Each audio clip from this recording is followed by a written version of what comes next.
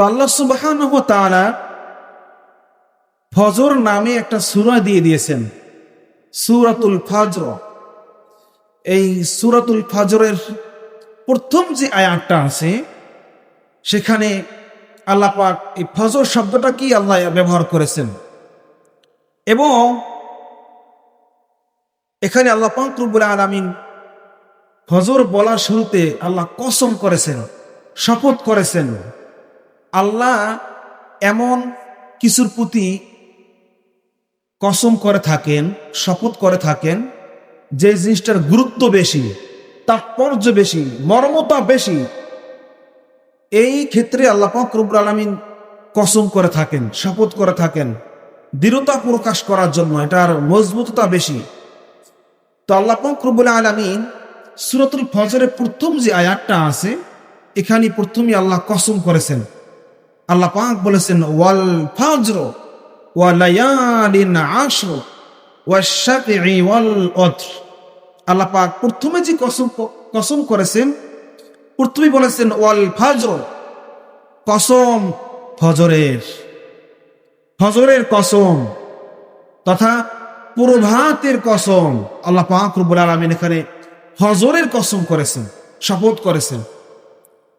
তো ফজরের অনেক ব্যাখ্যা রয়েছে। ফজরের আরেকটি আছে, আরবিতে আরেকটি ভাষা রয়েছে আস-সুবহ। সুবহ অর্থ আছে সকাল, আর ফজরটা হচ্ছে কি প্রভাত বা দিনের শুরু। ফজর এবং আস-সুবহ শব্দটার অর্থ খুবই কাছাকাছি, কিন্তু একটু পার্থক্য রয়েছে। যদি একটু আপনাদেরকে ব্যাখ্যা করে দিই তাহলে বুঝতে সহজ হবে। তো ফজরটা হলো, ফজরের অর্থ হচ্ছে বিদীর্ণ হওয়া, চিরে বের হওয়া, প্রবাহিত হওয়া অথবা উদ্ভাসিত হওয়া, ফজরের অর্থ। এখানে অভিধানের ভিতরে এসেছে, অভিধানের ভিতরে এই আয়াতের অর্থ বলা হয়েছে, ফজরের অর্থটা তুলে ধরা হয়েছে। লিসানুল আরব নামে একটি অভিধান রয়েছে, যুগশ্রেষ্ঠ অভিধান। সেখানে বলা হয়েছে দুউস সবাহি ইদা ইনশাক্কা আন যুলমাতিল লাইল।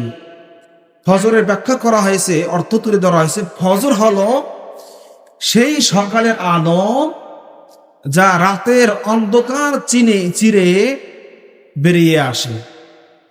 ফজরের আলোটা এমন একটা আলো যেটা রাতের অন্ধকারাচ্ছন্ন থেকে আলোকিত হয়, আলো বের হয়, এটা কি আমরা ফজর বলা হয়। তা প্রথমে ফজরের দুইটা প্রকার আছে। একটি প্রকার হচ্ছে আল ফজরুল কাযিব, মিথ্যা ফজর।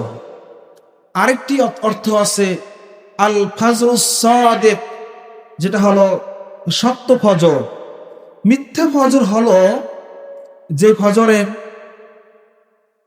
এমন একটা আলো আকাশে বের হয় ভোররাত্রের আগে, ওই সময় একটু অন্ধকারাচ্ছন্ন থাকে কিন্তু আলোর রেখা পড়ে আকাশে, ওইটাকে বলা হয় কি আল ফজরুল কাযিব। তখন ফজরের সূচনা শুরু হয় না, এজন্য এটাকে মিথ্যা ফজর বলা হয়। আর একটা আছে আল ফজরুস সাদিক, সত্য ফজর। সেটা হচ্ছে সুবহে সাদিকের পরে, যখনই আমরা রমজান মাসে রোজা থাকি, সাহারি খাই, এই সাহারি খাওয়ার সময় আমরা আকাশের দিকে তাকাবো, যখন সাহারির শেষ অক্ত, একেবারে শেষ সময়, সুবহে সাদিক পর্যন্ত আমরা সাহারি খেয়ে থাকি, ওই সময় আকাশে আলোকিত হয়ে যায়, অন্ধকারাচ্ছন্ন দূর হয়ে যায়। তো সাহারি খাওয়া শেষ আর কি ফজর শুরু, এটি হচ্ছে আপনার ফজরের শুরু। এই সময়টা কি বলা হয় আল ফজরুস সাদিক, সত্য ফজর। সাহারি শেষ আর ফজরও কি শুরু হয়ে যায়। তো দেখা যায় ওই সময় সুবহে সাদিকের সময় বা ফজর যখন অক্ত শুরু হয়, তখন আকাশের আলোকিত হয়, আস্তে আস্তে করে রাতের অন্ধকারাচ্ছন্নতা দূর হয়ে যায়। এটা কি বলা হয়? আল ফজর। তো আমরা ফজরের ব্যাখ্যাটা জানলাম। আর আরেকটি শব্দ রয়েছে আসুবহ। সেই সুবহ শব্দের অর্থ হচ্ছে সকাল। সুবহ অর্থটা এটা হচ্ছে, দেখা যায় দিনের যে শুরু হয়, সূচনা হয়। ফজরের নামাজ আমরা পড়ি সূর্য উদয়ের আগে। সূর্য উদয়ের আগে যখন সূর্য ওঠে তার আগে আমরা ফজরের নামাজ আদায় করে নেই। কিন্তু ফজরের সূর্য উদয়ের পরে আর ফজরের ওয়াক্ত থাকে না। তো ফজরের নামাজ আমরা পড়ে থাকি কি সূর্য ওঠার আগেই পড়ে থাকি। তো ওই সময় ফজরের পরে থেকে একটা দিনের আলো শুরু হয়, দিনের সূচনা হয়, আলোটা একেবারে ছড়িয়ে পড়ে। এটাকে বলা হয় আসুবহ, সকাল। এই সুবহের কসম আল্লাহ পাক রব্বুল আলামিন পবিত্র কোরআনুল কারিমে তুলে ধরেছেন। আল্লাহ পাক রব্বুল আলামিন বলেছেন ওয়াসসুবহি ইযা তানাফাস। সেখানে আল্লাহ কসম করেছেন, শপথ ওই সকালের যে নিঃশ্বাস নিয়ে থাকে। নিঃশ্বাস নিয়ে থাকে এমন ভাবে বলা হয়েছে, বোঝানো হয়েছে যে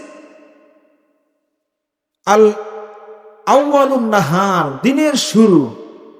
আর সুবহটা হলো কি দিনের শুরু। দিনের সূচনা হয় সকাল থেকে। সেই দিনের আলোটা একেবারে ছড়িয়ে পড়ে। এজন্যই বলা হয়েছে অসুবহি ইদা তানাফাস। আল্লাহ পাক কসম করেছেন, এখানেও সকালের কসম করেছেন। তাহলে ফজরের অর্থটা হয়, ফজরটা হলো আপনার রাতের অন্ধকারাচ্ছন্ন দূর করে, আকাশে একটি আলোকিত হয় এই সময়।